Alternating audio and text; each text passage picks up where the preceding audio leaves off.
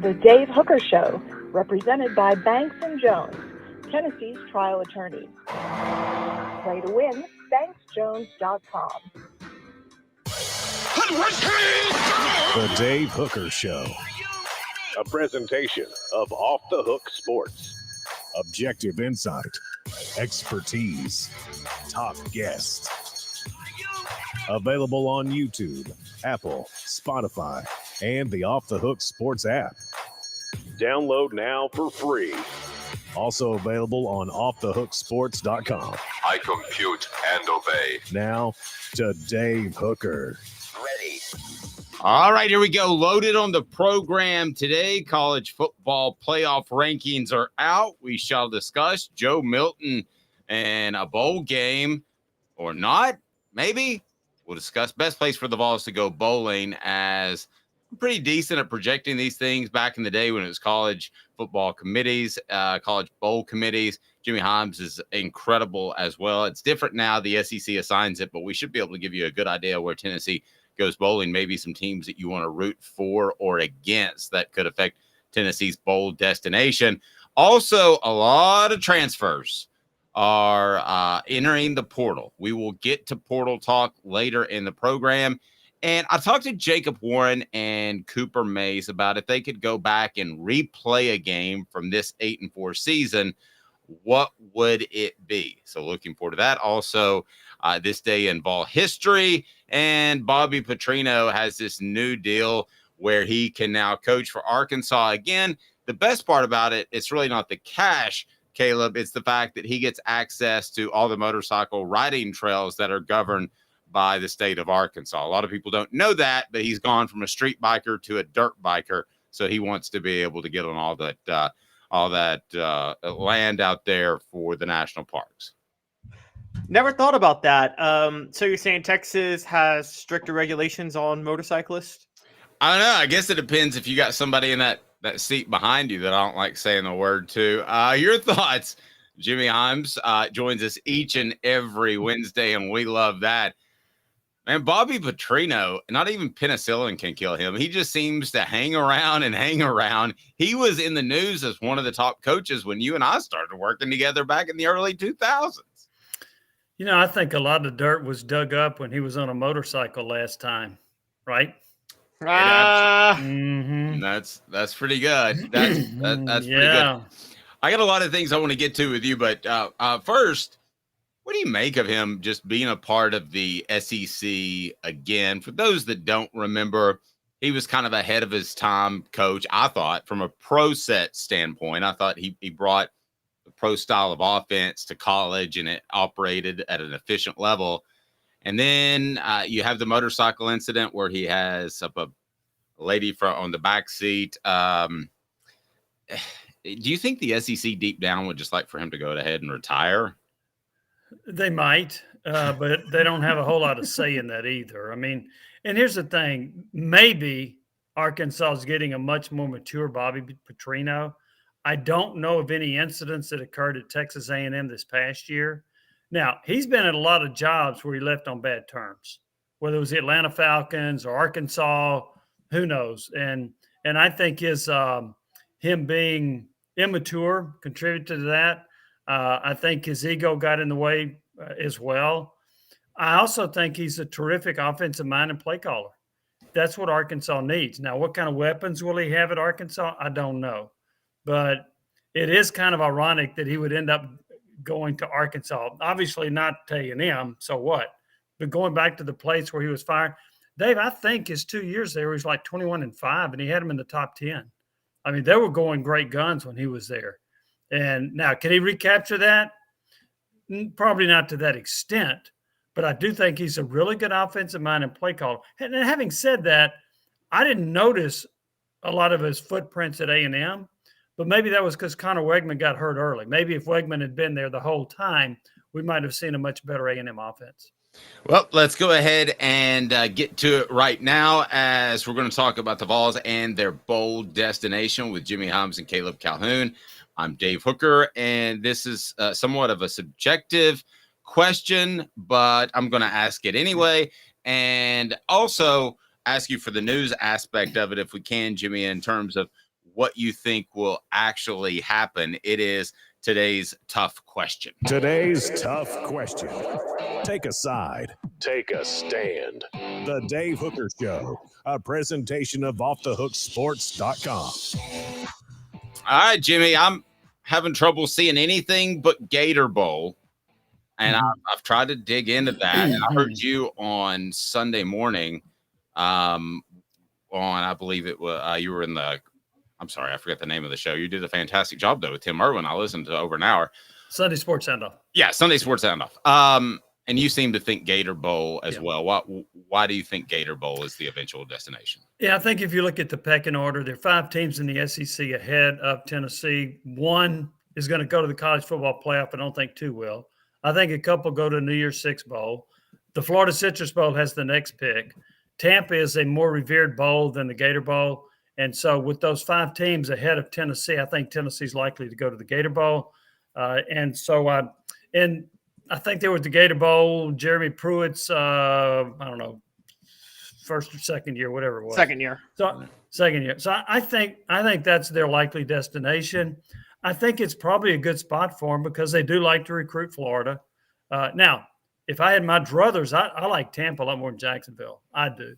But as far as what I think Tennessee's going to do, I think they're going to go to the Gator Bowl. And I think I shouldn't say likely, but I think it's very possible they could play North Carolina and Drake May, which would not be a great matchup considering Tennessee's secondary.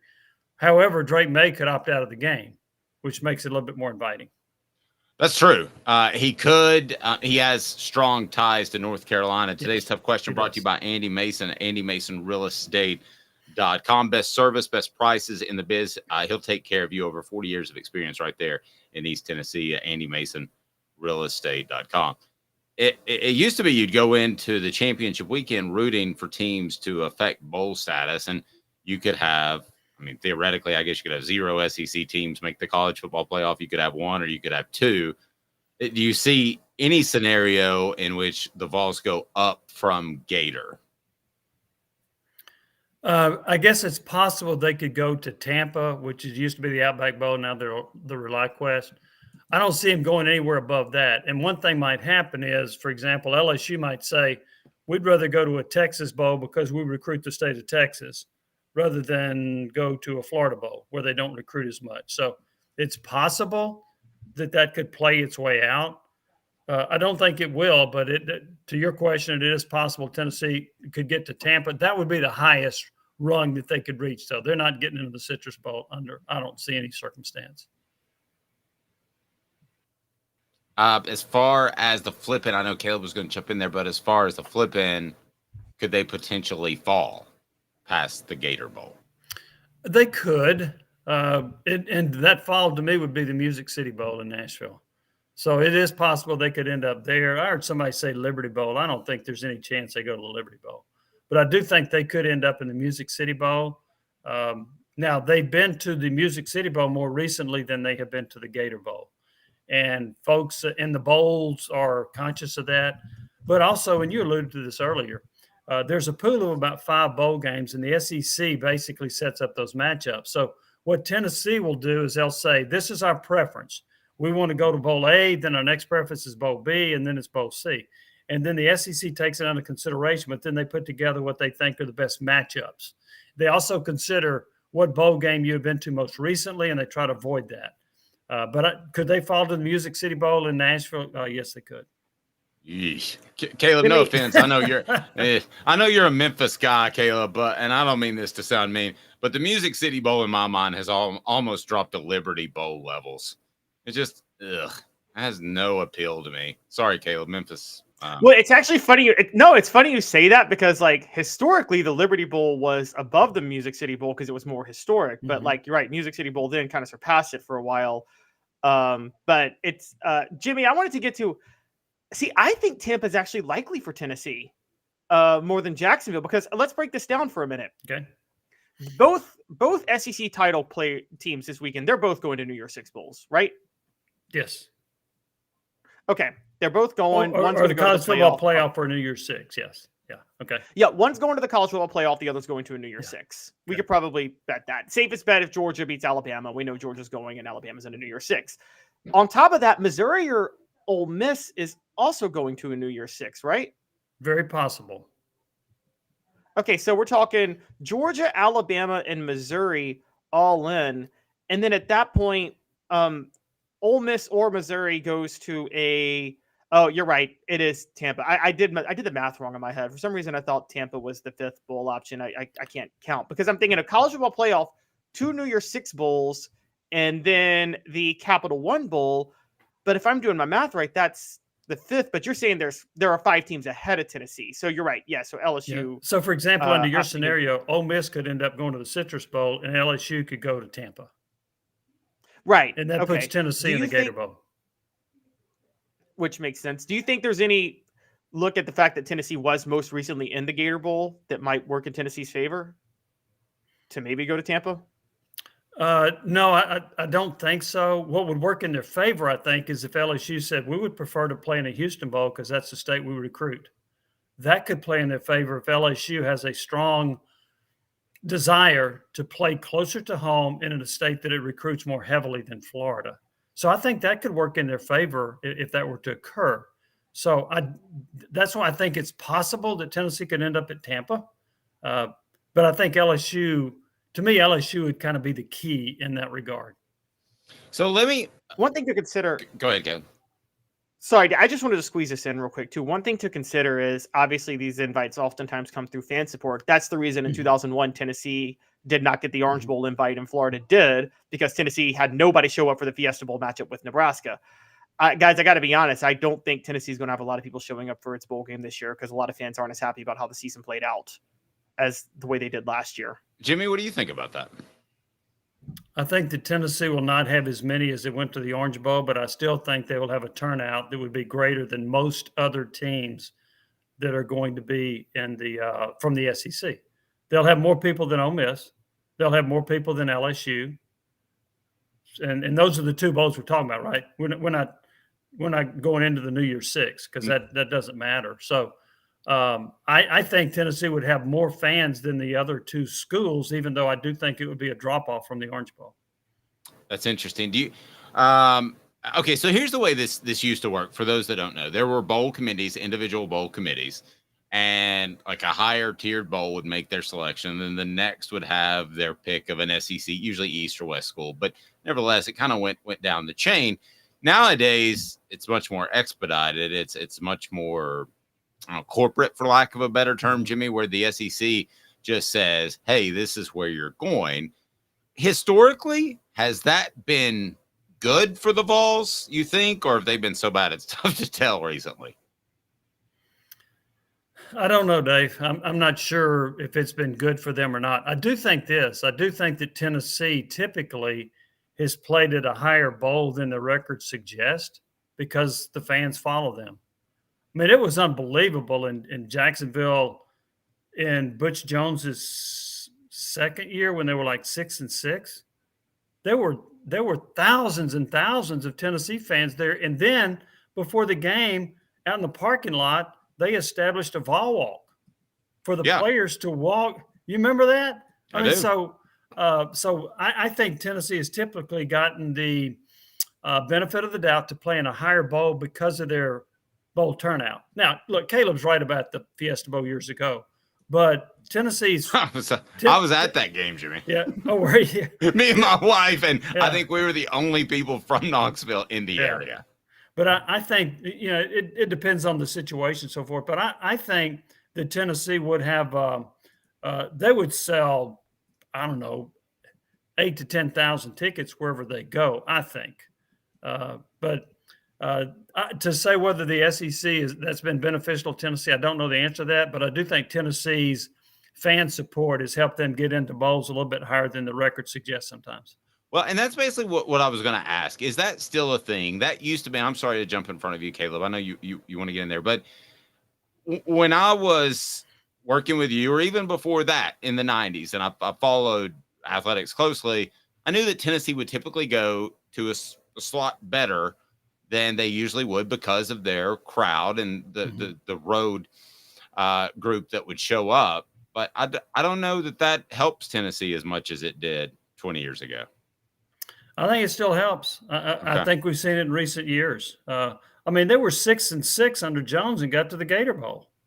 Well, that's fair. Yeah. And they had a ton of fans that showed up. They go to the Tampa. And I can't say that they didn't deserve to go to Tampa one year. Maybe they were more likely to go to the Gator Bowl, but Tampa gobbled them up because they knew they'd have a tremendous crowd, and they did a couple of times in Tampa when they played Northwestern for one. Maybe Wisconsin was the other one. But, so I do think that still plays a factor. Now, the other thing that plays a factor in it, they're also conscious of the TV audience. And Tennessee has a brand name. So Tennessee is going to fare well in that regard. When you couple that with the number of fans that actually go to these bowl games, I think that makes them more attractive to the Gator Bowls and the ReliQuest Bowls of the world. Caleb, don't kill me. Caleb, don't kill me. I'm going to slip one more thing in. I had a TV exec one time when I worked for this place with an acronym. They've got a place in Bristol, and they're a terribly run company. But anyway, I had him tell me, he said, the last thing you want is that television to pan up and you don't see a full stadium. He said that actually affects viewership. So it kind of goes hand in hand. I thought that was really interesting. The last thing he wanted to see was empty seats. Yeah, and that's why I think it makes Tennessee more attractive, because you will have fewer empty seats if you get Tennessee to your bowl game. Caleb, your turn. I'm going to shut my mouth, and I'm out of coffee, so I'm not wired anymore. So go for it, buddy. My apologies. I think what we're missing about this with Tennessee is most of the bowl games that we've covered that they've been in, should we say the last 10 years, the bowl game that they were in was on a season that was an improvement from the year before. So there was a lot of excitement about Tennessee in those moments. I still maintain that this is not one of those years. And so I kind of maintain that this is more comparable, guys, to not just the Fiesta Bowl of 99, but the two Peach Bowls of 2002 and 2003. I'm sure you guys were in Atlanta for both of those. And my guess is I was in the one for when they played Clemson. There was a lot of orange, and most of it was Clemson orange. I just got to be honest with you. And I don't know what the Maryland one was, but I do know Tennessee was not showing up for those bowl games. So it's not just the Fiesta Bowl of 99. And so my pushback on this is I don't think Tennessee fans show up if the year is a downgrade from the previous year and they didn't meet expectations. The one exception being the 2016 year where they went 8-4 and hoped to win the East, but they played that bowl game in Nashville. Yeah, but Jimmy, couldn't you say that with any opponent that's a little disappointed? Well, I think you could, but here's the comparison, and I'll go back to this earlier. Will Tennessee draw more people than LSU? Will they draw more than Ole Miss? Not necessarily that they're competing against them. My point is, I think even when Tennessee does not travel as well as usual, it's still more people that will go see LSU or Ole Miss. Nope.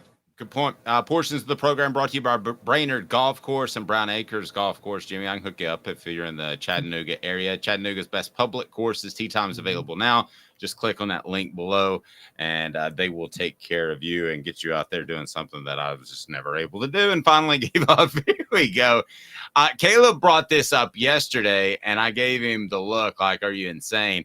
And then I thought about it during the day yesterday, and then I slept on it. I woke up this morning. I'm like, I think Caleb's on to something. But it started with the H?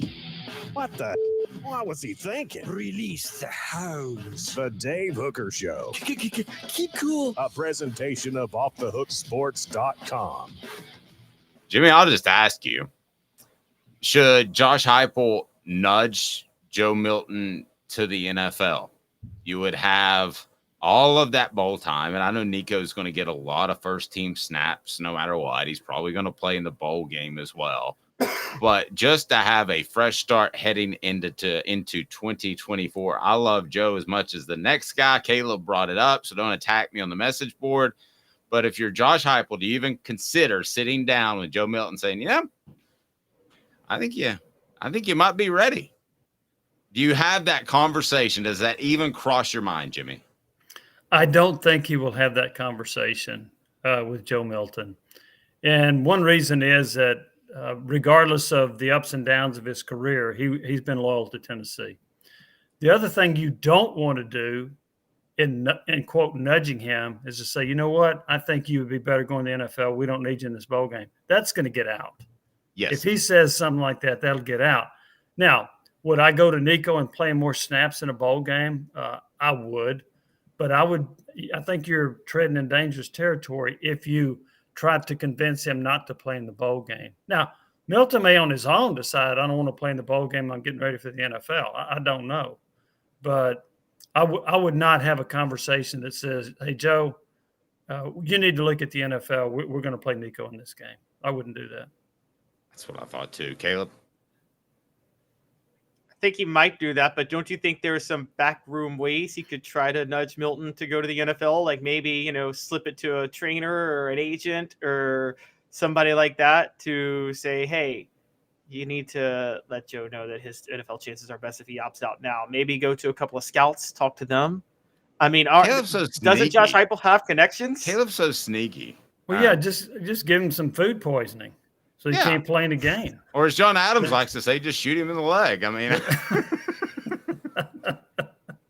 I mean, look, Jimmy, I said this over the weekend. I want to know if you think I'm crazy for this, but since it turned, because let's go back to 1997 when Michigan beat Washington State in the Rose Bowl. It was very clear that Tennessee wouldn't have a shot at a split national title when they played Nebraska. Right? Once Michigan beat Washington State, we all knew that if Tennessee even beat Nebraska, Michigan was going to be consensus national champs. They didn't have a shot. When that happened, we're talking about. Didn't it turn out? We're talking about the Billy Idol game, right? 99 to 2000. No, 97. Okay, sorry, go ahead. 97. That's the year Nebraska actually split it with, didn't they split it with Michigan? With Michigan, yeah, they split it with Michigan. After beating But what Tennessee, I'm saying is had Michigan lost the Rose Bowl, Tennessee could have played Nebraska for a national title. Because Michigan won the Rose Bowl, Tennessee was going to play Nebraska, and even if Tennessee won, Michigan would have been outright national champs. The reason I'm bringing that up is, didn't that turn out to make the fact that Peyton Manning was hurt the best thing that could have happened for Tennessee in 1998? Because didn't all those first-team reps with T. Martin in December of 97 really develop him and have him ready to go in 98 more than anything else?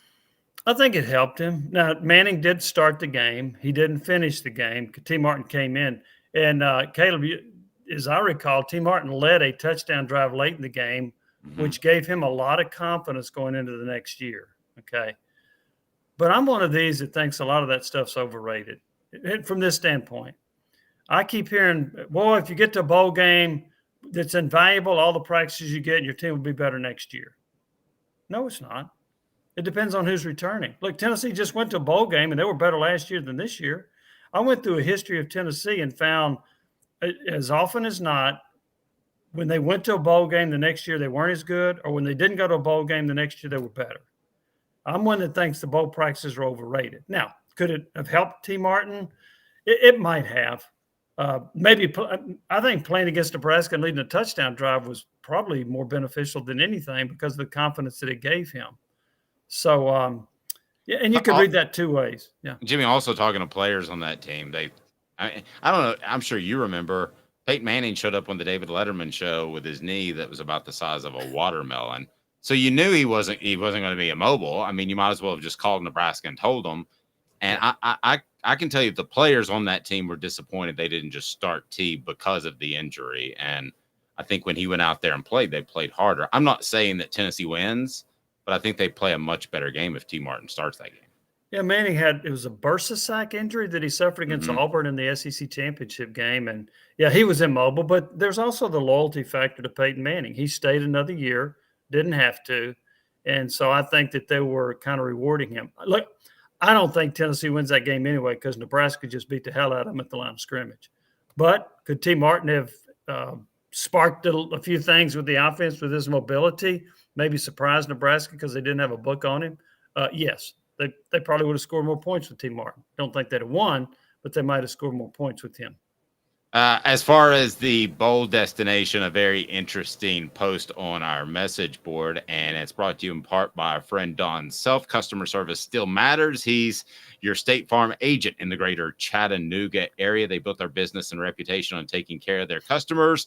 They will take care of you. DonSelf.net, DonSelf.net. Customer service still matters. I know everybody's looking for the best price, but it still matters. How about this? You talk about marketing. Daniel says, is there a Nico effect on the bowl game? I'd say he brings more Tennessee fans if they say he's starting. So what if Joe Milton says, I'm going to opt out of the bowl game, or Tennessee says, we'd like for you to opt out of the bowl game, and then it's Nico? I would argue there will be more eyeballs on the television for a Gator Bowl, and more people make the trip if it was Nico. Am I crazy, Jimmy? No, I think you're right. I think there would be more. Now, how many more? 100 more? 3,000 more? I don't know. But I do think there would be more Tennessee fans that would go to watch it. Like, they've been clamoring for Nico all year. Am I crazy to think that it's maybe 20, as high as 20%? So that's basically going from 10,000 to 12,000? Yeah, 20, 30%. I think that's possible. Yeah, there are a lot of people that want to see what Nico can do. What's that, Caleb? No, I'm on Dave's side on this, and I think it might be higher than 20%. I think it would be a gigantic spike. Wow. Let's take the Nico train to Florida. But again, Jimmy, you said this earlier, and we're fortunate enough to talk to a couple of players. I mean, that what you said is going to get out if they were to nudge Joe Milton to leave. It got out when they kind of submarine Jason Witten, and he got drafted in the third round. That stuff got out to the media. It took a little bit longer, but it's going to get out to the players like that day. It would. That's why you don't approach it, and you want it to be Joe Milton's idea. You want it to come from him. We're all married. Our wives have a great history of coming up with things and making us think like it was our idea, right? So that women are very good at that. Can't Josh Heupel just maybe consult his wife or somebody to say, hey, I need you to nudge Joe Milton to do this, but make him think it was his idea. Get a woman to do a man's job. That's what you're saying. Honey, you haven't gained any weight. You look great in black. Now go talk to Joe Milton. Are you saying slimming? That has never happened to you guys where you didn't realize your wife wanted you to do something, so she nudged you to do it. She made you think it was your idea, and then you look back and you're like, oh, she was behind that. Well, yeah, okay, but on the flip side of it, like, has your wife ever come to you and say, hey, honey, how do I look? Okay, so if Joe Milton comes to me and says, hey, I'm thinking about going to the NFL and foregoing the bowl destination, the last thing I'm saying is, oh, fine. Because if you say that to your wife, Jimmy, I don't know about your wife, my wife's changing. Like, that wasn't good enough. Oh, fine is not good enough. So what should Josh Heupel's response be? Not only would she change, she would remember it. I know. For a long time. So like a month down the road, you're getting ready for a Christmas event. You know, well, back on November 29th, you said I just look fine. You don't say, oh, fine. You say, well, Joe thinks you were great here. We're going to miss you for the bowl game, and we're here to support you in whatever you do. Yeah. Boom. I hate it. I hate it. Let's hug it out. Get out of here. Well, yeah, you could do it that way. And you might even mention, yeah, kind of like so-and-so that sat out the bowl game and this other quarterback that sat it out. And look how it worked for them. Yeah, that's a good idea, Joe. Let me tell you a little something about Christian McCaffrey. Yeah. That's where it all started.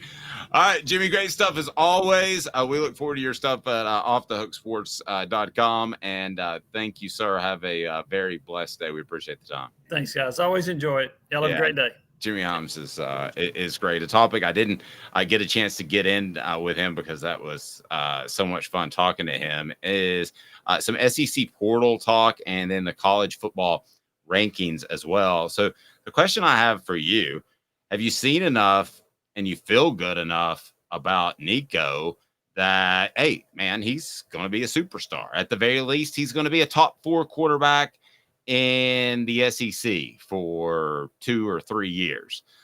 If not, you may want to think about the transfer portal. And there's some pretty big names in there that I want to get to. By the way, the Vol report with Cooper Mays talking about whether or not he is going to return or go on to the NFL is on board now. And it's brought to you by City Heating and Air Conditioning, cityheatandair.com. 50 years in East Tennessee. Integrity matters. Don't trust a fly-by-night HVAC company to tell you that you need a new unit that could cost you thousands or more. City Heat and air.com. So those quarterbacks, and I want to get to those because they're in the portal. And I was a big fan of Tennessee going out and getting a quarterback in the portal last year, and everybody thought I was insane. I still think that guy that's playing at Notre Dame wouldn't have been a bad pickup, at least provide a little bit of competition. 2 minutes, the quarterbacks that are out there now. So is it just going to be Nico and a freshman with Merklinger, or are you going to provide some depth?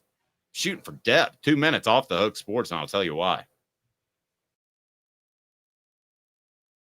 Sun, sand, and salt water, the beach is a very relaxing place. Unless you wear contacts. Ow! Open your eyes to the best the beach has to offer with LASIK vision correction from Campbell Cunningham Laser Center.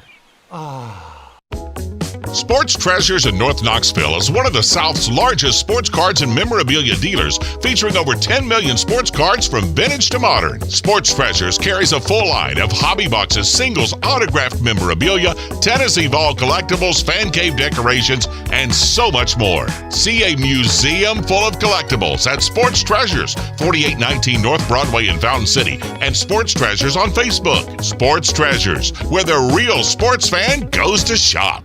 Have you seen the latest TriStar Hats Co. product? TriStar Hats Co.? What's that? You know, those really cool hats, shirts, tumblers, and even license plates with 3 stars like the official Tennessee flag and stripes like the American flag. Pretty patriotic if you ask me. Ah, gotcha. Seen those. Those are cool. Where can I get them? Simple. TriStarHatsCo.com. And if you order now, there's 10% on any order $50 or more. Plus, use the promo code HOOKED. With the promo code HOOKED, you get 10% off. That's hooked. And don't forget free shipping with any order over $50. Stock up at TriStarHatsCo.com. That's TriStarHatsCo.com. There are plenty of wannabes out there, so make sure you go to TriStarHatsCo.com for the best quality and customer service. Will do, and I'll be sure to use the promo code HOOKED. That's hooked when I do, to save an additional 10% off. TriStarHatsCo.com. TriStar Hats Co. is a trademark of TriStar Hats Co. LLC. Any use without express written consent is prohibited.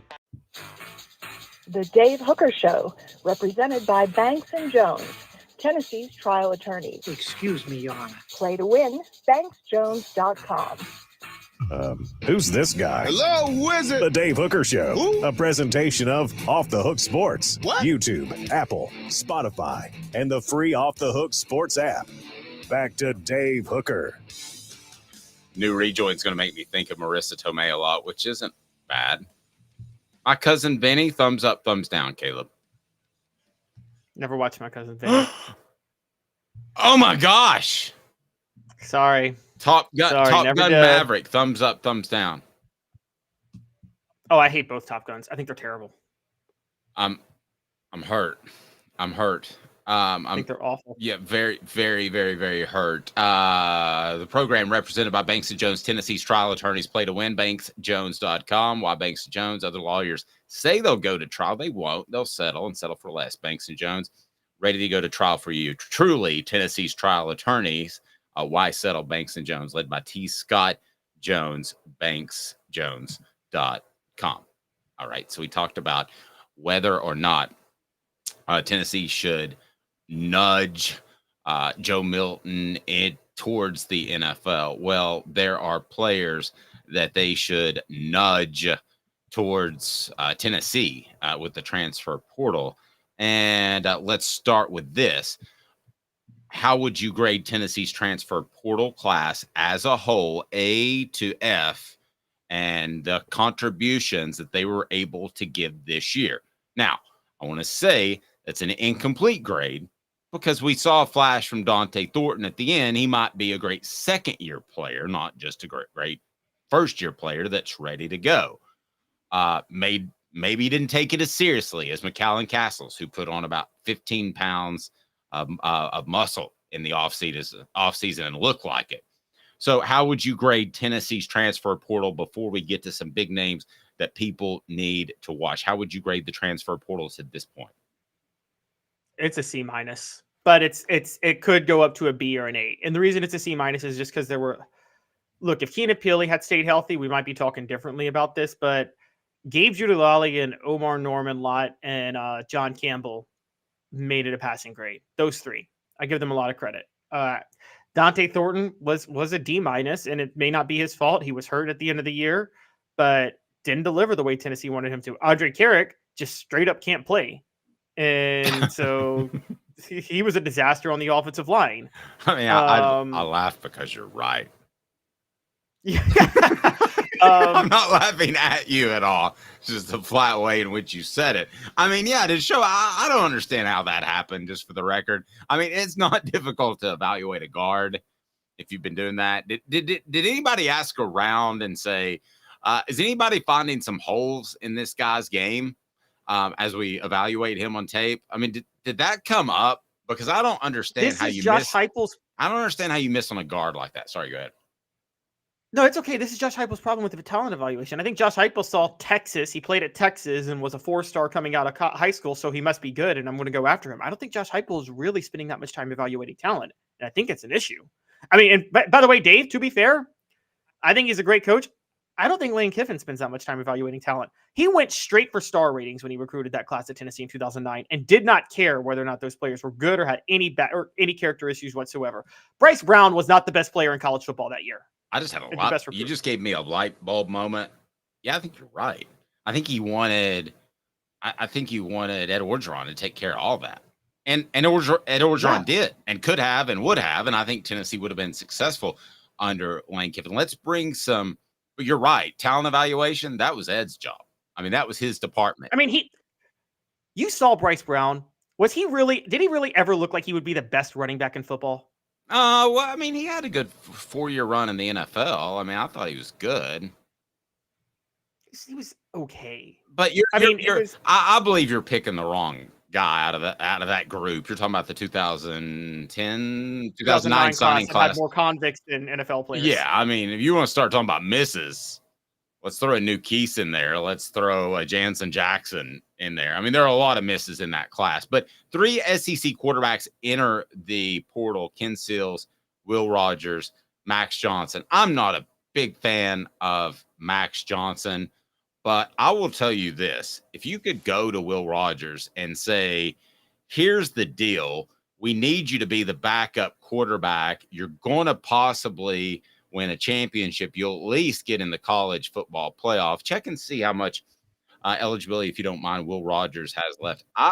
That's a guy that I would call in a heartbeat if you could convince him to essentially be a backup. I don't know that you can do that in the transfer portal, to be honest with you. And as far as Ken Seals, that doesn't do anything for me at all. But Will Rogers, man, if Tennessee found themselves in some sort of predicament, I think he's a great fit for Josh Heupel's offense. You?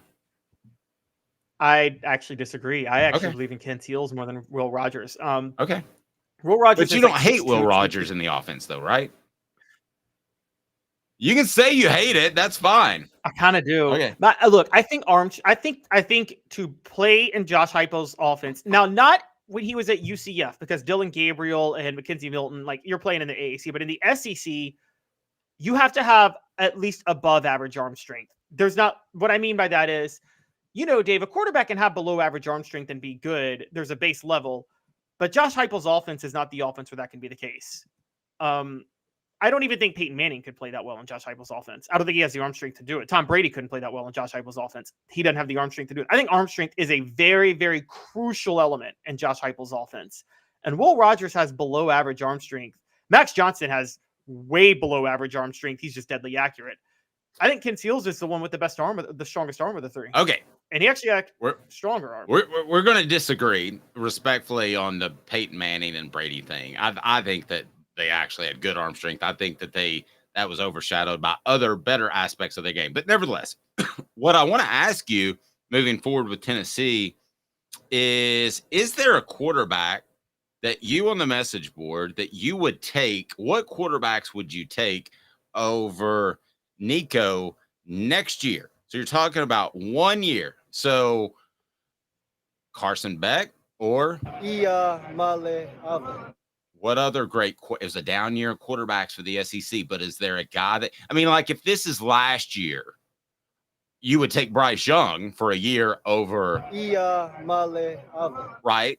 I mean, that just – you would. I mean, Bryce Young's Bryce Young. He's special.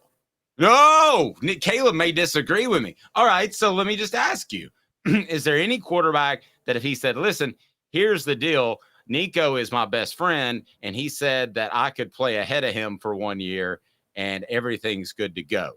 Travis says Beck is proven.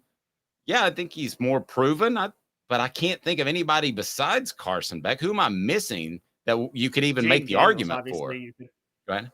You could say Jaden Daniels because Jaden Daniels would be the Heisman winner this year if LSU was play. If LSU didn't move Harold Perkins to middle linebacker, Jaden Daniels would be the Heisman front runner. Funny enough. Still think he is, don't you?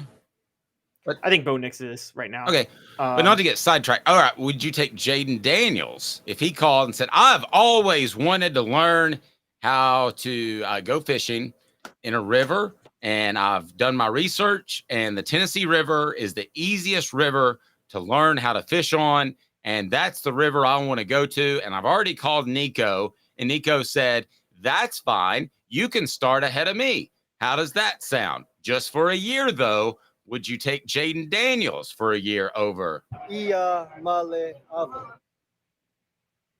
Dave, there's not a quarterback in the history of college football that I would take over Nico next year for Josh Heupel's system.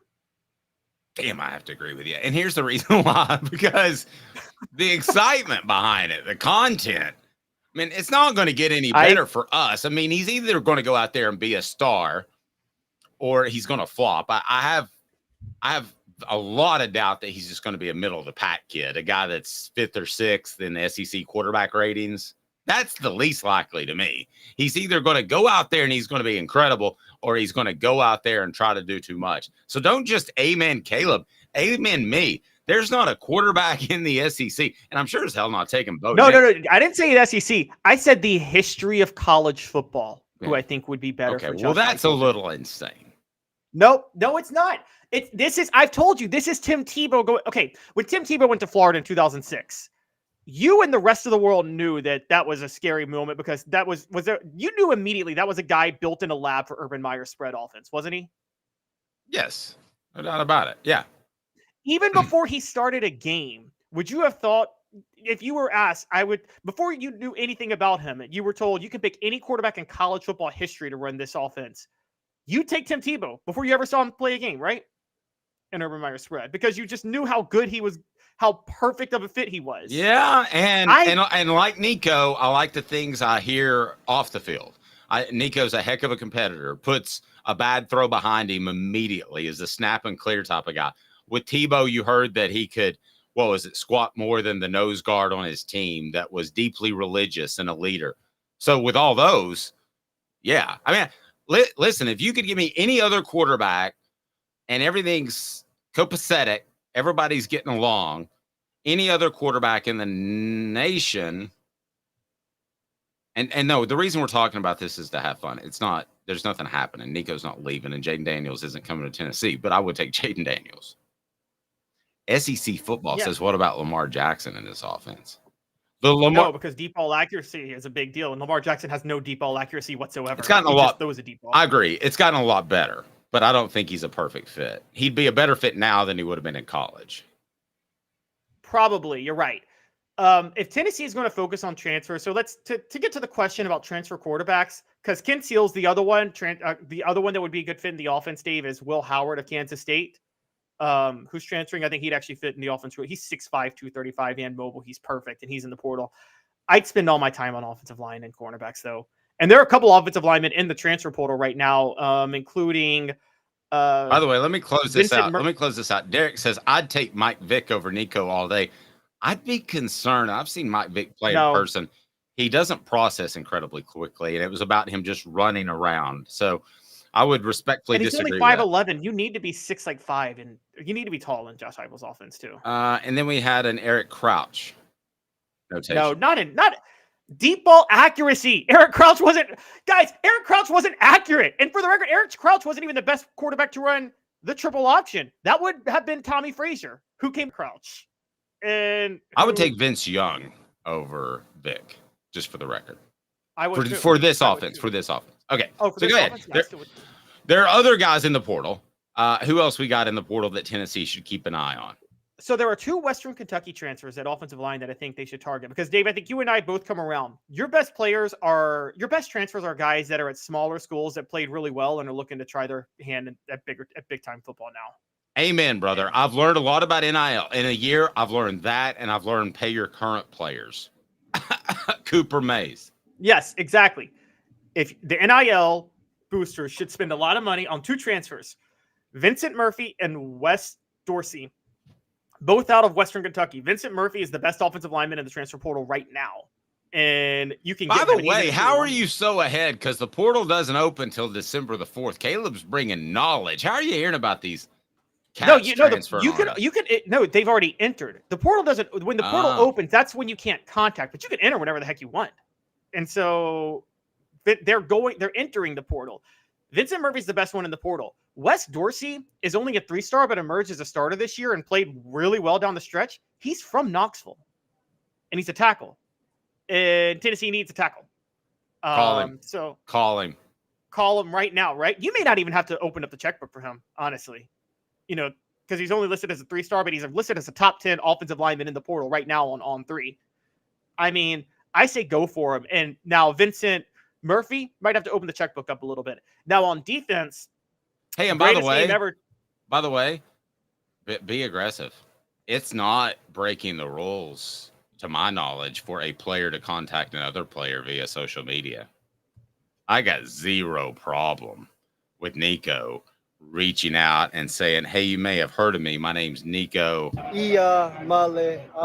And the last name's hard to pronounce, Ia Male Ava, but I'm going to be great, and you need to come on down, like in The Price is Right. That's what he needs to be doing. Yes, I agree. Can he do that? I don't know. Can he? I'm going to check on the tampering rules, okay? I'll do that this afternoon. I mean, otherwise, go ahead. Didn't Tennessee use Peyton Manning to recruit so many of their weapons in the mid-90s? I mean, I'm pretty sure Peyton Manning was the one who helped lure Jamal Lewis to Tennessee. Part of the Jamal Lewis was drunken Ray Goff like Jasper Sanks more than Jamal Lewis, and let him know about it. Why don't you just recruit both the guys and don't tell them? Well, Steve Spurrier liked Ernest Graham over Travis Henry. No, I didn't. Travis Henry wanted to go to Florida. And he's from there. Jamal Lewis wanted to go to Georgia. Henry, maybe not the best in a one-on-one meeting in the living room. That's all I'm going to say. Herald Group Security Solutions, leadership experience, specialization, addressing problems through unique mission-specific mitigation techniques. That's Herald Group Security Solutions. Is your workplace safe? Your children's school safe? Well, we've heard about the tragedies. Why not Herald Group's Security Solutions? HeraldGRP.com, HeraldGRP.com, or just Google them. Herald Group Security Solutions, talking about guys that are highly, highly trained to make your workplace or your children's school safer. We're in private schools now, but we're going to get in public schools. So out of this early group, give me 3 guys that Tennessee should want in the transfer portal and should have signed up and ready to go December 4th. Early group, both Western Kentucky offensive linemen, Vincent Murphy and Wes Dorsey. Go for both of them. I also have another one, and it is a UConn cornerback who Tennessee played earlier this year. Greatest name ever, Dave. Mumu bin Wahad. Now, these are all guys. Now, the one stipulation I'm going to put on you is these are all guys that are in the portal, correct? Yes, they're all in the portal. I think Tennessee should be going for him now. Mumu bin Wahad, even playing Tennessee, he didn't allow a touchdown all year. I think there were like 295 targets his way too. Didn't allow a touchdown all year. You know how awesome that is to do, even at UConn's level. That's really good. And I think you go ahead and bring him in as a cornerback, and he might start immediately. And here's the thing with Mumu bin Wahad, Dave. He's from Loganville, Georgia, out of Grayson High School. Okay, you're not going to start at Georgia. I don't care if you're a transfer defensive back, you're not starting at Georgia. They're too deep. What's the second best school within proximity of the Atlanta area? It's Tennessee, isn't it? Yes. I mean, maybe Alabama, but like Tennessee's closer to Atlanta than Alabama is, aren't they? Tennessee's closer to Auburn's to about Atlanta. a 2-hour drive. Tuscaloosa from Atlanta, probably almost a 4-hour drive. All right, what about Clemson? Well, that's kind of challenging because you have to go around the mountain. Like, okay, so if you live in Chattanooga, it's incredibly challenging to get to Charlotte, which, as the crow flies, isn't that far, but you have to go all the way around the mountain. So I'm not sure about that one. Okay, so the reason I'm bringing all this up is Alabama, Georgia. If you're a transfer from UConn, you're not starting at those places, right? At defensive back. I don't care how good you were. You're probably not going to start at those places. No, you've either gone to the wrong place or you've gotten a lot better, but you're going to have to sit a year or two more at either of those places. Right. So your competition is Auburn and Clemson and maybe South Carolina, but I think South Carolina is falling apart under Shane Beamer. So Tennessee has way more to sell than South Carolina. So Tennessee versus Clemson, Tennessee versus Auburn. I think Tennessee is going to be more appealing to a transfer cornerback who's really, really good than Auburn or Clemson right now. Honestly, if you're trying to look to play close to home and from the Atlanta area. I can't argue with that. Can't argue with any of that. And then now the transfer portal, Tennessee hit at about 50%. If you look at it, they need to hit at 75%. I want to get your thoughts on the college football playoff ranking, but this came up with Jacob Warren and Cooper Mays. And it is which game, I asked the question, which game would those guys most like to replay? If they had another game on Saturday, who would they like to play? And it leads us to 4 Downs, and 4 Downs is brought to you by our friend Rick Terry at Rick Terry Jewelry Design. 4 Downs is now. 4 Downs. 4 questions. 4 answers. The Dave Hooker Show. 4 Downs. A presentation of offthehooksports.com. All righty. So for the record, Jacob said that he would like to go back and play the Missouri game because, as I've told you, Missouri threw out a defensive look that they had not thrown out for the rest of the season. Tennessee was caught unaware. They didn't respond well. I think Jacob is very close to Tennessee's coaching staff because he's such a mature young man. And I think he saw that Tennessee's coaching staff, who has ties to Missouri, especially Josh Heupel, saw how hurtful that loss was to them on a personal level. So Jacob said Missouri. What game do you think Cooper said? It's be sure to hit like and subscribe. It's on our YouTube channel. What game do you think Cooper said? Well, I know what Cooper said, so should we just ask the You could cheat on the trivia question if you want to. He said Florida, which would make a lot of sense. So let's get to 4 Downs. I got some questions about those games. And it's brought to you by Rick Terry Jewelry Design. They want to be your jeweler. Looking for affordable game day jewelry? How about the Fire Opals? A Tennessee tradition. RickTerryJewelry.com. Brand new snazzy website, RickTerryJewelry.com. So, Cooper Mays, what should the people do who want to learn more about Tennessee football weekdays at 10 a.m.? Cooper Mays here. Hit like and subscribe. All right, Coop, and we're on down 1. First down, Coop. Coop here. First down. I ask you this question. What of the 4 losses, if Tennessee could strap it on and play Saturday, which of the 4 would they most likely win? That's easy. That's Florida. Like 1,000 times over, it's Florida. Okay. I knew you'd go there, so that's why I'm going second down. Cooper Mays here. Second down. Okay. What's the next one? Because Missouri looks pretty darn good. And I know Georgia and Alabama are Georgia and Alabama. Missouri looks pretty darn good. After the way Tennessee, can I answer this one first, actually? After the way Tennessee played Alabama for a half, and knowing that Eli Drinkwitz did so many things that were unique in that game to make sure he won that game, I think Tennessee almost beat Alabama in Tuscaloosa, and I would take that over a win against Missouri despite the personal ties between Tennessee's coaches and that program. I don't even think it's close. Oh, no, you didn't say who you would take. You said what would be the game they'd most likely win if they played again. Or the second most likely game, that they play again, that they'd win if they played again. That's Missouri. Well, you're right. I'm gonna say it for both. I thought they matched up well with Alabama for a half.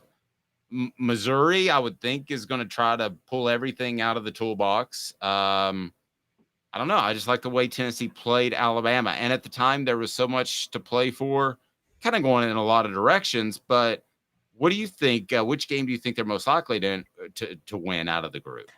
I think you and a lot of people, no offense, Dave, are really overrating that first half performance by Tennessee and Alabama. I think Alabama made a lot of mistakes. I watched that game. Alabama controlled the line of scrimmage, even in the first half. Tennessee couldn't buy a yard when they ran it. Okay. I look at that first half against Alabama, the way so many Tennessee fans looked at the second half of the 96 game against Florida, where they fell behind 35-0 and then lost 35-29. And everyone was like, oh my God, Peyton Manning fought back so hard. And I'm like, guys, Steve Spurrier called off everybody in that game. Well, I'm gonna respectfully disagree with that for a couple of reasons. One, I think Tennessee could have closed in the red zone and been a lot better. I think you would agree with that. And then suddenly you're going into half with a 14, 17, maybe even 20-point lead if they do better in the red zone. Now, where you and I are going to differ, and there's not going to be any change in either one of our minds, is some of the fourth down calls that Josh Heupel has said privately he would have not gone with some of those decisions, especially when he had, I think it was the third quarter, he had the lead in his own end. So I think if Tennessee eliminates some of those decisions, they match up a little bit better against Alabama than you do. You're also ignoring Alabama's gift to Tennessee in that first half, where they had that turnover in the red zone, which set up one of Tennessee's scoring drives. I mean, like, I think Alabama gave a lot to Tennessee in the first half that I don't really think was. I'm sorry. Outside of the first drive in that game, Alabama spotted Tennessee 10 points in the first half with turnovers in that game. So I think that was Alabama giving Tennessee more in the first half than anything. I'm gonna audible a little bit based off of what I'm seeing on the message board. What down, Coop? Tennessee center Cooper Mays here, third down. All right, so I got this question for you. Did Josh Heupel, did coaching cost Tennessee in any of their 4 losses? Was that the primary reason? I think we would agree that Florida, for instance, the primary reason was no Coop, right? But that's coaching, so I was still going to say that. Because they didn't get it addressed in April, which they should have? Yes. Okay. I think Florida is Josh Heupel's fault.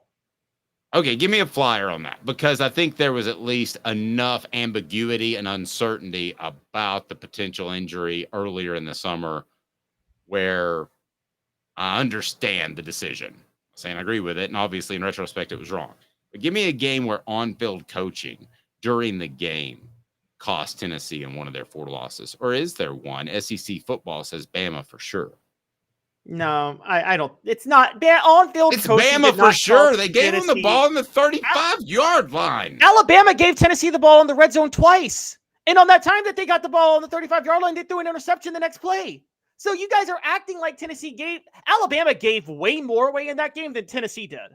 It's not even close. Alabama gave Tennessee, like, this is the thing that drives me crazy about football sometimes, is when people see it from a perspective, they ignore all the gifts they got. And I'm like, Tennessee got way more gifts than Alabama got in that game, if you go back and watch that. Okay, Alabama gave Tennessee more gifts than Florida did in the first half of 1998.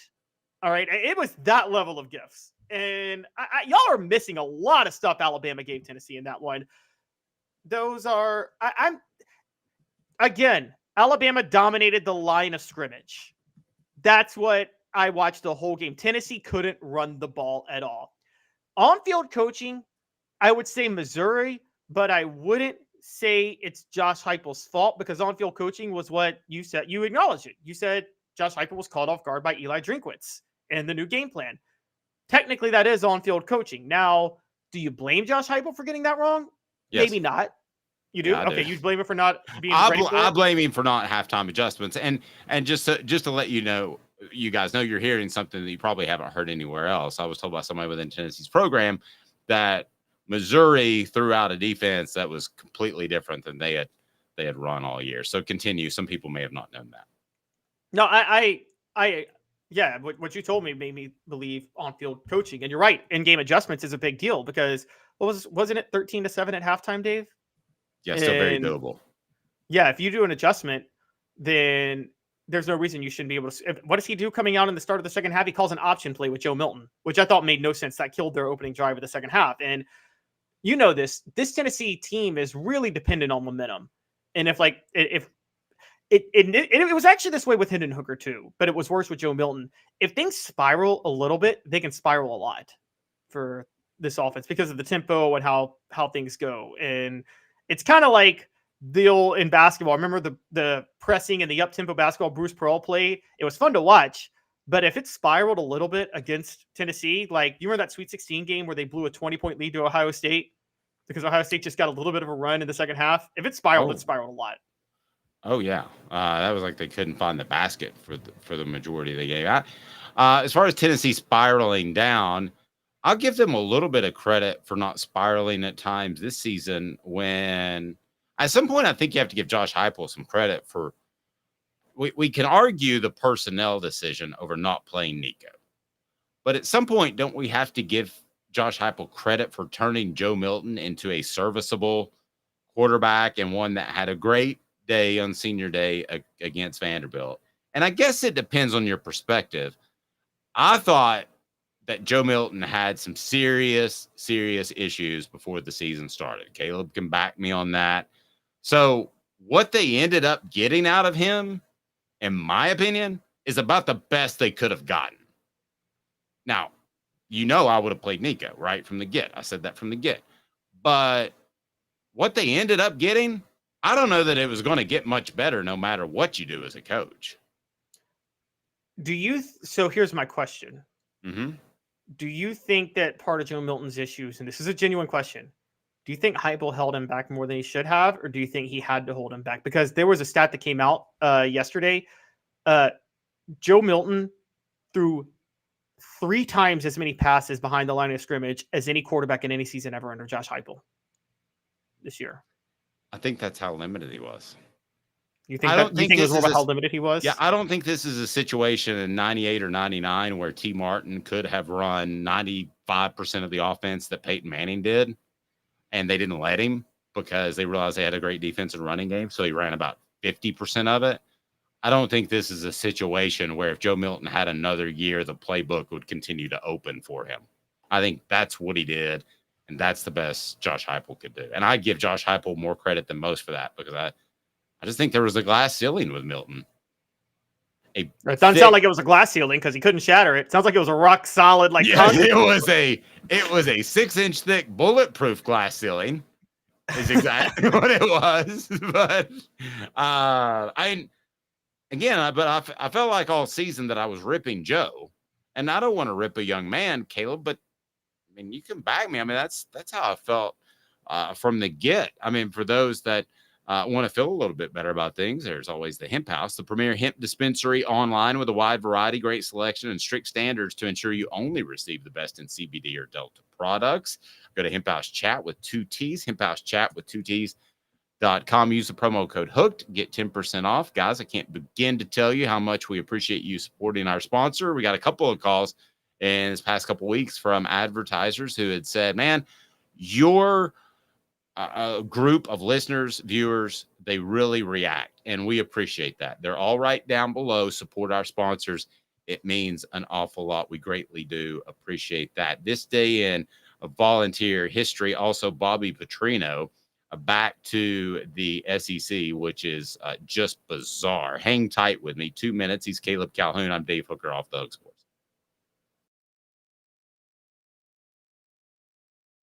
Got cataracts? We can fix that. Never miss another moment. With a little help from Doctors Campbell, Cunningham, Taylor, and Hahn at cctis.com. Hi, I'm Rick Terry, and we at Rick Terry Jewelry Designs pride ourselves in the highest quality craftsmanship from a family-owned business here in Knoxville for over 35 years. At Rick Terry Jewelry Designs, we also take pride in being an affordable option for all your game day accessories, especially those fire opals. At Rick Terry Jewelry Designs, we want to be your jeweler every day and especially on game day. Go Vols! Hi, Mike Davis here with City Heating and Air, reminding you to always dare to compare. Our team provides quality local heating and air service, installation, and maintenance across East Tennessee. We use only the best equipment like American Standard heating and air conditioning for your residential, new construction, or commercial needs. Honesty, dependability, and customer satisfaction have been the cornerstones of our business since 1961. City Heat and Air. There's your pair. These mountains hold and defend a spirit far better than moonshine. A drink that holds flavor that becomes necessity. A hard cider made and relished by folk who are as hearty as they are legend. A refreshment that can only be found in one place. With a taste that makes you say, give me 3 bottles of the good stuff. Tennessee Cider Company, where necessity can be found.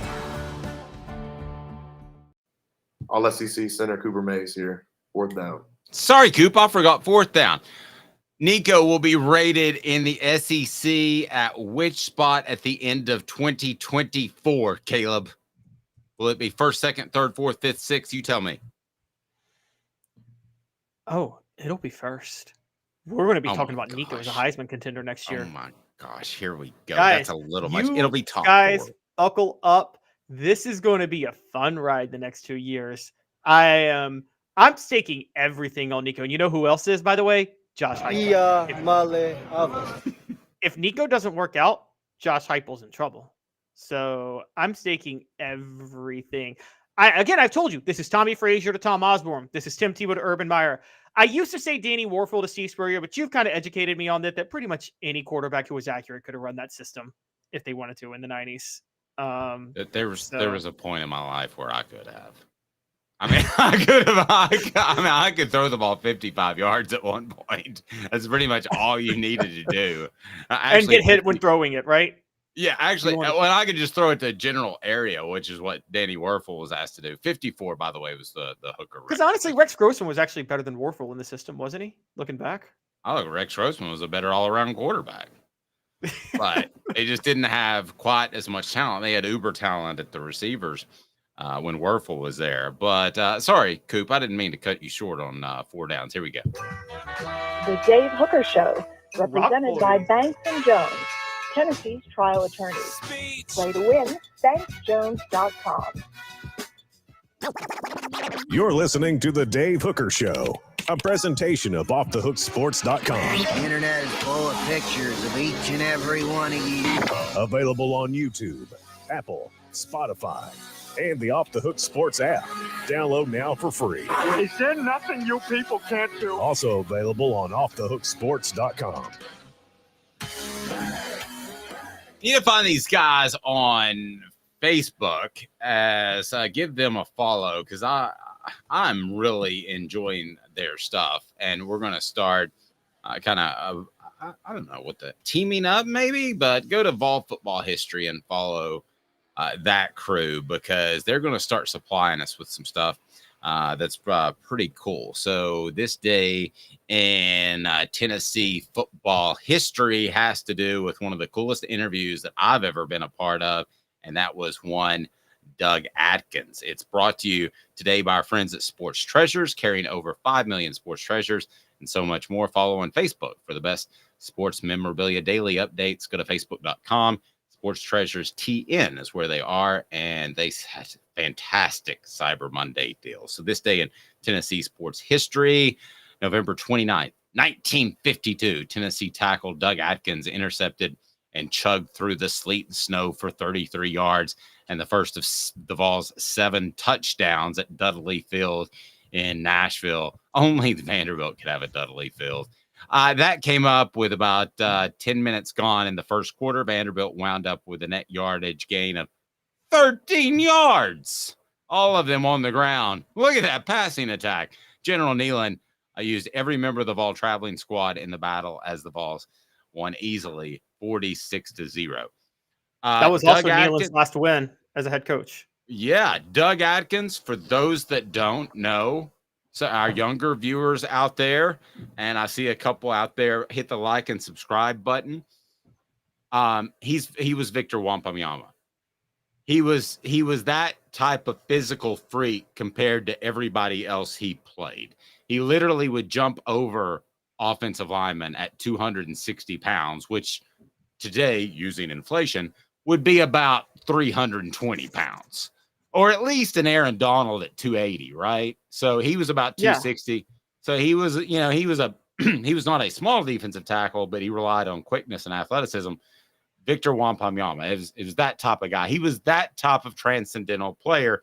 And not to take anything from Reggie White, but just in terms of God gave you pure athletic ability, I don't think there's any ball greater than Doug Atkins in the history of athletics.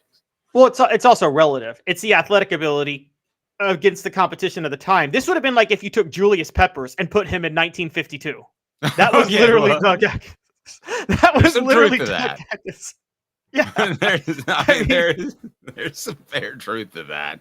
You're talking about pre-integration. Totally. Yeah. Well, pre-integration, but even the whole offensive linemen in this, a lot of teams ran the single wing and even the split T at the time, and offensive linemen were 230, 240 pounds sometimes. I mean, even less than that. Johnny Majors was able to play running back at 165.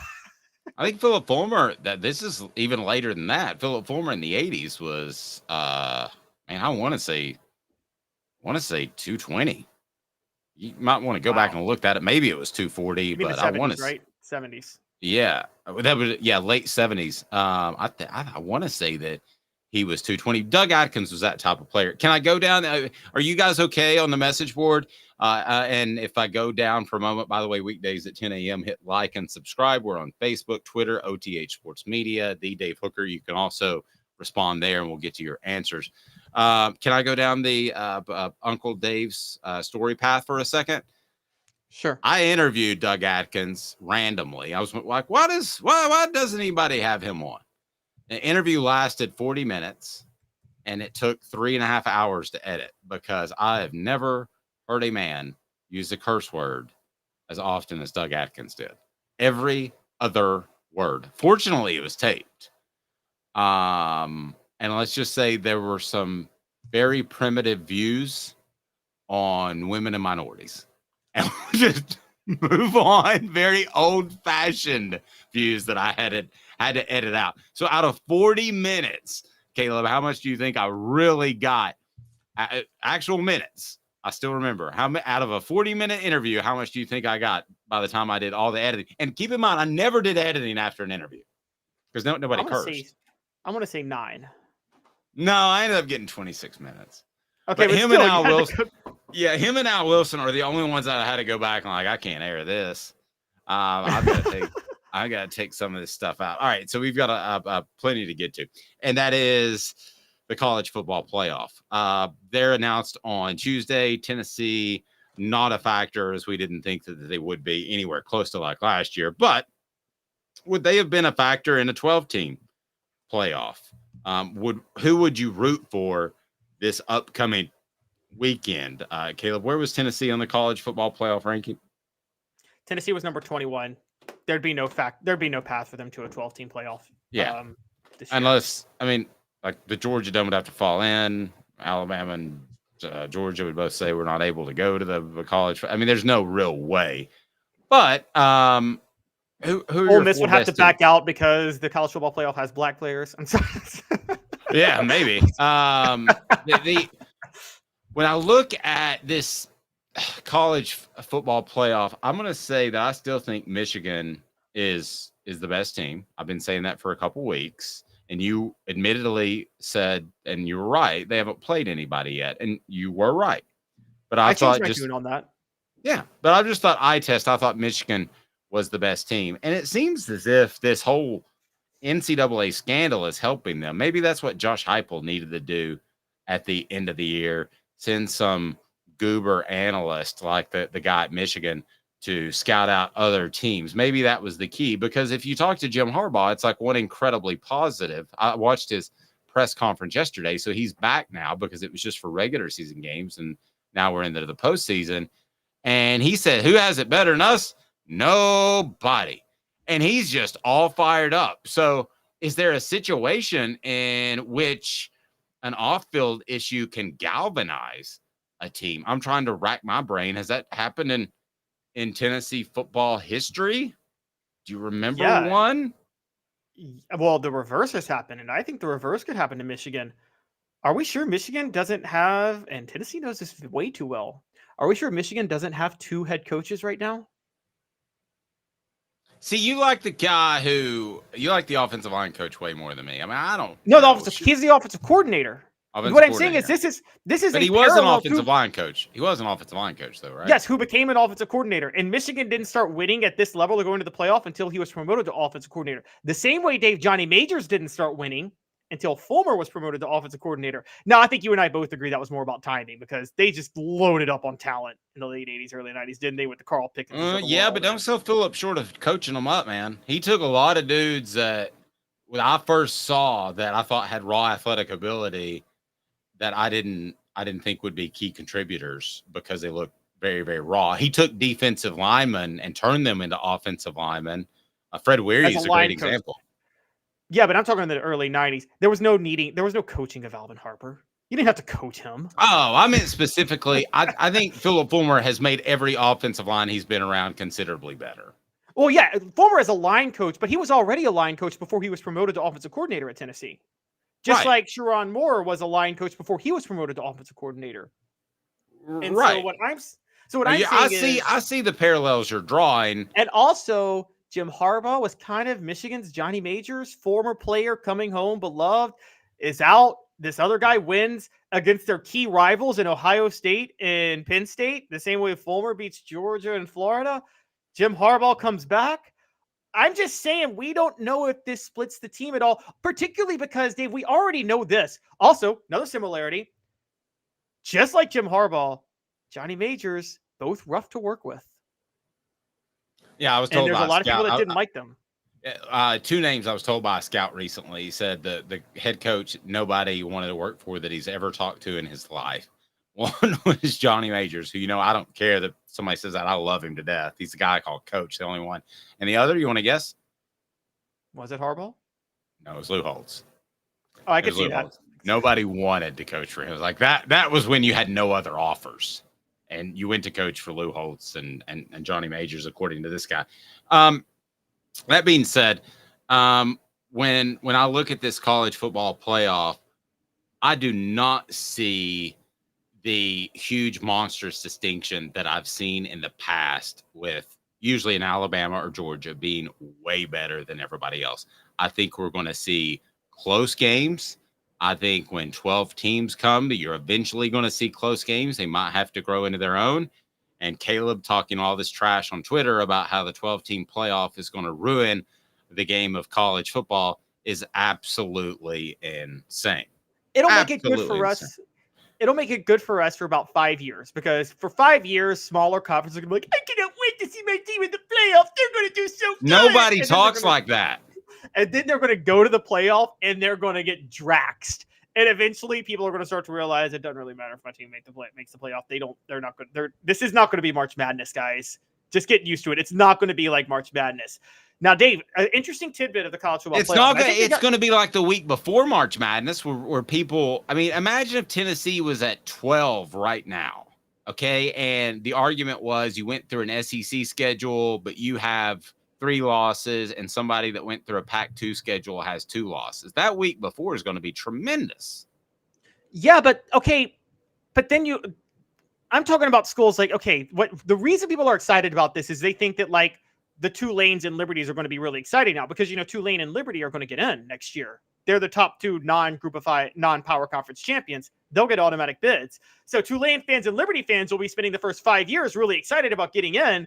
And then by year 6, Tulane and Liberty are going to consistently be losing 65-0 in the first round of the playoffs. See, I think it's the opposite. I think with the transfer portal that you might see blowouts in the beginning, but I think the entire differential between the college football's elite and that next level is coming closer together. So I think it's the exact opposite. My very astute criticism of Caleb Calhoun's opinion, brought to you by Tennessee Cider Company. The original cider of the Smoky Mountains. Use the promo code HAT. That's HAT to receive some free swag with your cider order. Available most anywhere in the U.S. Go to tncidercompany.com. Use the promo code HAT at tncidercompany.com. They bring you the daily criticism of Caleb Calhoun's opinion. Oh, well, people always criticize me. People always criticize my opinion, but then no one ever comes back and like acknowledges when I'm right. They just treat it as truth. I'm like, you guys know that I was saying this before all of y'all. By the way, I said in September of this year that there's about 5 quarterbacks that could be better NFL draft prospects than Caleb Williams. Everybody called me crazy. Now everybody agrees there's at least 3. Bo Nix, Michael Penix Jr., and Drake May are all at least as good NFL draft prospects. And I think you and I both agree Shedeur Sanders is a better NFL draft prospect than Caleb Williams. So I thought Caleb Williams was. I voted for him for the Heisman, but I thought that as an NFL prospect, he was a little bit overrated. I think that's still one of those. Oh, is he 6'5", 220 pounds? Yeah, he's a bigger guy, bigger than the other guys. I think there's a happy medium there between Bryce Young, who's too small. He looks like somebody's little sister playing in the NFL, and not having mobility, which, I mean, Caleb Williams has, but I'm nitpicking on him. But here's what you would have. Go ahead. I'm sorry. No, you finish your thoughts. Sorry, I didn't want to. Well, I was just going to look at the college football playoff ranking. So here are all the teams that would be in play and potentially need help. So let's assume Alabama and Georgia would both get in. Let's assume with a 12-team playoff. Let's assume Ohio State, Michigan would both get in. Then you're looking at teams that are hoping for things to happen in front of them, like Alabama, like Missouri. I mean, that's an SEC school. Penn State, that's a big-time school.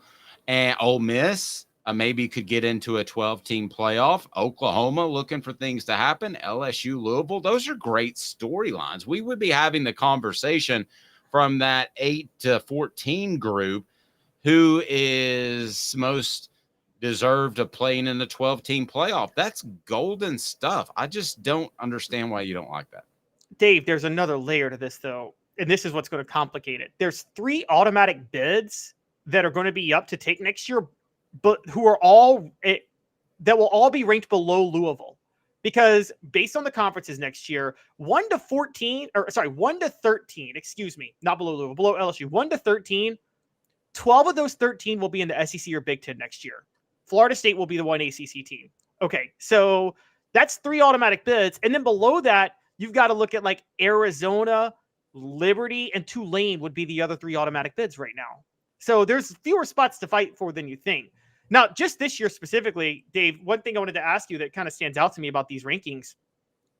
All right, so Georgia, Michigan, Washington, Florida State, Oregon, Ohio State. Here's what's crazy about these rankings. Say Washington beats Oregon again. Say that happens. So Oregon drops below Ohio State. There's a really good chance, as we're talking about this, that like if Alabama beats Georgia because they're down at number 8, you can't really vault Alabama to number 4. Alabama needs help no matter what this weekend, don't they? If Alabama beats Georgia this weekend, do you move them ahead of Ohio State or Oregon? Yeah, and no. And here's a reason that I think they went from 4 to 12 pretty quickly is because they knew that this was going to happen. They thought that Ohio State, a Michigan, an Alabama, or Georgia were going to be number 5. And what essentially happened last year, right? Did Alabama end at 5? So last year they had to put 2 teams in by default because if they wanted to, they would have had Michigan and Georgia just play for the national title. Right. They had, so you didn't want to leave Alabama out of the party just from a television ratings and a revenue standpoint. I think that's why they went from 4 to hyperspace. They went full plaid, if you remember Spaceballs, and got to 12. I think that's why 8 was skipped over. I think they want to include anybody that could possibly win the thing. Well, no, the biggest reason they went to 12 is because the SEC fought for 12 because the SEC realizes this is why I want to say in the SEC's defense, everybody that says the SEC doesn't want an expanded playoff because they like how it's rigged in their favor. No, they want more of a playoff because they know that gives them more chances to win a title because they know they have the best teams. So the SEC's always wanted the expanded playoff, right, Dave? Like always since the 2000s. I mean, Roy Kramer started the BCS to put it on track to a playoff, honestly. Well, he didn't know he was doing that. Right, but Mike Sly fought for a playoff. It was always So people that say the SEC got preferential treatment in the BCS and it should be settled on the field, well, the SEC was the one always fighting for it to be settled on the field. So I just want to point that out. But yeah, I think I've told you this. I told Roy Kramer he was essentially seeding teams for the playoff, and he looked at me like I just said something bad about his wife. Yeah, so I remember you telling me that. Yeah, he didn't mean for it to be that, but it was. I mean, however you look at it. Go ahead. The other reason it went to 12, had they done 8, they would have had like the Power 5 conference champs plus an automatic group of 5. So there would have only been 2 wild card shots. Notre Dame wasn't going to sign on for that because Notre Dame is a wild card no matter what, since they don't have a conference to win as an automatic bid. So they wanted the 12-team playoff. Slight addendum. They went from 4 to more, I believe, because they didn't want to leave an Alabama out. That's what happened last year. So whether it's 4 to 8 or 4 to 12, I think they wanted to get another big name team in there, and they saw how things were shaking out. Now you got Bobby Petrino going back to Arkansas.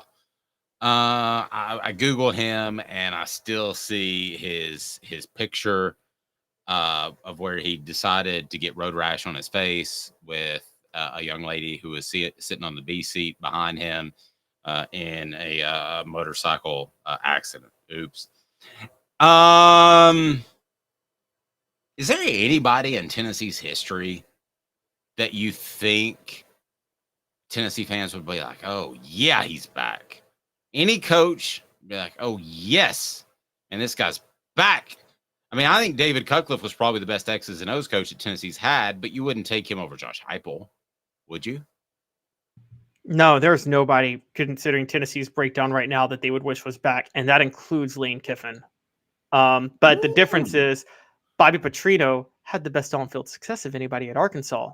So, Dave, what stands out to me with this is Arkansas didn't fire Sam Pittman, which is, I think, weird to me and you, right? That they didn't fire Sam Pittman. Yes. And they're bringing in Bobby Petrino as offensive coordinator. Do you think this was an administrative move to try to work Bobby Petrino back in as head coach and maybe fire Sam Pittman next year?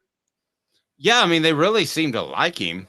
I mean, I don't know what he does that is so special that Arkansas and the Razorbacks just absolutely love. And so they brought him back, and, you know, he went back to Louisville too. So, yeah, you know, maybe he's like, I don't know, maybe he's like the Fonz. The Fonz he's the coach that when you were brought back as an assistant, your head coach is getting fired. Jimbo Fisher just got fired. Yeah, but it's like the Fonz. The Fonz was really good with the ladies, like Bobby Petrino, and he's like, "Hey, oops, I wrecked." But you still like being around him. I mean, everybody, all the guys like being around him. So they're like, "Come on back to Louisville or come on back to Arkansas, and let's see what we can work out because I love your leather jacket and you're like the Fonz." Okay, so if Sam Pittman is pushed out next year for Bobby Petrino, which, by the way, that's a 180 in character. Whatever you think about Sam Pittman, he's a good dude. And Bobby Petrino is just a pig in a sleazeball. It is a 180. Okay, so here's my question, Dave. Here's why I kind of want this. Sarkisian loves to drink. He's in the SEC. Okay, well, he's supposedly dealt with those issues, but nevertheless. Then you've got Hugh Freeze, Lane Kiffin, and maybe Bobby Petrino as head coaches in the SEC. Like, okay, who's going to pull more women between the three? Who's going to have the sex scandal first? Which one has the first sex scandal? Lane. All right. Did you see Was that one of the three choices? Was that even one of the three choices? Petrino, Lane Kiffin, Hugh Freeze. I'll tell you what, if Lane fell on hard luck and things didn't work out at Ole Miss, y'all can make fun of him all you want to on the message board. But Tennessee, if something happened, should hire him as an offensive coordinator. And then push Josh Heupel. I'm kidding. Well, no, they run something similar. They both have shown that they're adaptable. You would have the best offense in college football right there. Yeah, I'm not even joking. And I'm sorry, Joey Halsley, but you just kind of got pushed up the chain. It doesn't do a lot for me. The other problem I would say is from a program standpoint, how many analysts do you have out there running around?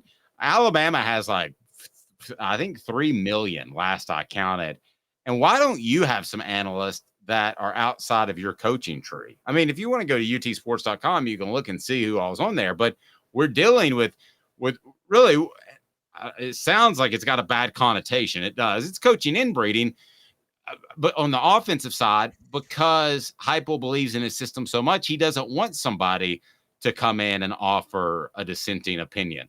That may be good. That may be great. I'm not telling you it's it's horrible or fantastic. I'm just telling you it's a fact, right, Caleb? Possibly. I mean, no, but Possibly. I think Every vacancy that's come open, he's promoted from within. I think in coaching, though, maybe Heupel so believes in his system that he believes outside voices would just give him bad advice.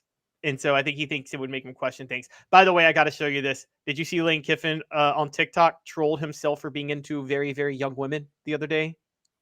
No, I didn't. Was it Joey Freshwater that did that? This was it's a Kiffin Thanksgiving. They're doing a playoff Gossip Girl because there was a Gossip Girl Thanksgiving where they did this, and and Lane Kiffin would be the one to make a joke of this. But let's just watch this real quick. This is Lane Kiffin's Thanksgiving dinner, and they put this on TikTok. Watch what the thing says. He's asked about the age gap between, and he willingly had someone ask about his daughter's sex life. Okay, well that's weird. And then he's asked if his newest girlfriend is his oldest daughter. Let me tell you something. I got zero problems with that. I had somebody at the SEC come up to me in SEC Media Days 2022 and say, "Hey, you still talk to Lane?" And I was like, "I'm not going to tell you that." And so they said, "Well, how's he doing?" And I said, "Well, I mean, according to everybody I talked to, he's kind of turned his life around. He has a new directive and, all this." And said, "I hear he's dating a 25-year-old girl." And my immediate response was, well, I mean, he's not cheating. She's not under 18. It may creep some people out, but if he's dating a 25-year-old girl, which now he's admitting to on TikTok, and I've seen pictures of him before. So, I mean, what about you, Caleb? Would your parents be freaked out if you started? You're 30. How old are you? No, if I dated a 25-year-old, they wouldn't freak out. If I dated like a 19-year-old, they would. But like if I dated a 25-year-old, they wouldn't. 19-year-old. Reminds me of the song from Pulp Fiction, "Girl, You'll Be a Woman Soon." Creepo Caleb here. Lane Kiffin doesn't even like him the youngest. I'm just going to say it. The other coach I said, and this is why I said the sex scandal would happen to him. Hugh Freeze would have girls at Briarcrest when he was a high school football coach, when they weren't in uniform, take off their shirt and sit in their brawl while he waited for their parents to bring the proper uniform, according to their allegations that are now on AL.com. Why are you wanting to look at high school girls in their brawl? I'm not. That's Hugh Freeze. So I think Hugh Freeze will get wrapped up in something illegal again, because you know what, Dave? When you have that type of problem, that doesn't go away. I don't know. I think if I'm Lane Kiffin, I'm most afraid of this, what Rocky Top VFL put up there, gold digger. I don't think that's Kiffin what I'm cares. afraid of. Is there a prenup? Can you audible into a prenup? It's okay. Yeah. Can you audible into a prenup? Listen, I got no problem with him dating younger people. I mean, if that's what he wants to do, go for it. I got no problem with the ladies dating younger men or vice versa. You do what you need to do. I remind you, that's tied to Tennessee. What Tommy Johnson just said. I just looked. It's true, Dave. KJ Jefferson is in the transfer portal. We just talked about Tennessee going after quarterback, so he does not want to play for Bobby Petrino, and he's got another year. And so, okay, let's tweak over into that. The show represented by Banks and Jones, Tennessee's trial attorney, play to win. BanksJones.com. Why Banks and Jones? After the lawyers say they'll go to trial, they won't. They'll settle. And settle for less. Banks and Jones ready to go to trial for you. Truly, Tennessee's trial attorney. Why settle? Banks and Jones, led by T. Scott Jones. BanksJones.com. KJ Jefferson cruising out. That didn't take long. Did Bobby Petrino even have an email set up before he told KJ Jefferson that he wouldn't be a good fit as a future Razorback? Or how did that work out? Because did he have his intern set up the email? What's that? Did he have his intern set up the email? Yes, he had his intern. That's how he got it set up so quick. Because I always hate when you have to put in number. Remember that from Hangover? You have to put in a number and an exclamation point and all that stuff. Listen. This is one of the dastardly parts about the transfer portal, and I believe players should get paid in NIL. But there are two significant changes that were hand in hand. And one has been very good for the players, and that's the transfer portal, and been very good for prospects as well. The other that goes hand in hand that we just kind of mush together is NIL.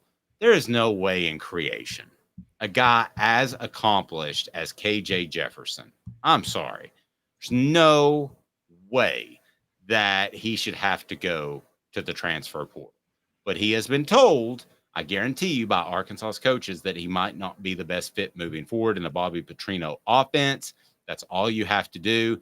You don't get any negative press. You used to get negative press back in the day. If you ran a kid with their high school coaches, you could never recruit there again. KJ Jefferson, if he wants to stay in Arkansas, should be able to stay in Arkansas. But it sounds like to me he's been told to leave. And I think that's unfortunate. To be serious for a second. I know we have a lot of fun, but he just seems like a good kid. I agree. It's very unfortunate. And KJ Jefferson, actually, if I didn't believe so heavily in Nico, if you believe that Tennessee should go with an experienced veteran, he would be a perfect fit for Josh Heupel's system. I mean, there's not a better fit out there in college football, which is leading me to believe I think he's going to USC, Dave. Caleb Williams going. I think he's going to be playing for Lincoln Riley next year. But the rumor is Lincoln Riley's going. I don't like KJ Jefferson's loaded up. I think he's got a slow delivery, but we can talk about that another time. System, though? If you're, you better process pretty quick. I think part of the reason that Joe Milton struggled is he didn't process quickly and his delivery was a little bit slow. Combined, that was trouble. It is weekdays at 10 a.m. We join you. Hit the like and subscribe button. By the way, you can check out the book, Relive the Greatest Season in Tennessee Football with behind-the-scenes stories about the 1998 National Championship team. Click below for Celebrate 98. The untold stories behind the Tennessee Vols 1998 National Championship. And they are on Black Friday special right now because if you'd like to buy 4 or 5, if you got a group of Tennessee fans that you're thinking, hey, this would be a great stocking stuffer, incredible specials, but I'm not going to keep them going all through December. So we got some of those portioned out that we want to help out with Christmas, and got some more exciting announcements to come up. And got a text from Ron Slay, so we'll be joined by Ron Slay hopefully before the end of the week. If not, it'll be next week. Josh Ward joins us on Thursday. If you haven't hit that like or subscribe button, do so now. And you can also download the Off the Hook Sports app. He is Caleb Calhoun. I'm Dave Hooker. This has been a presentation of Off the Hook Sports.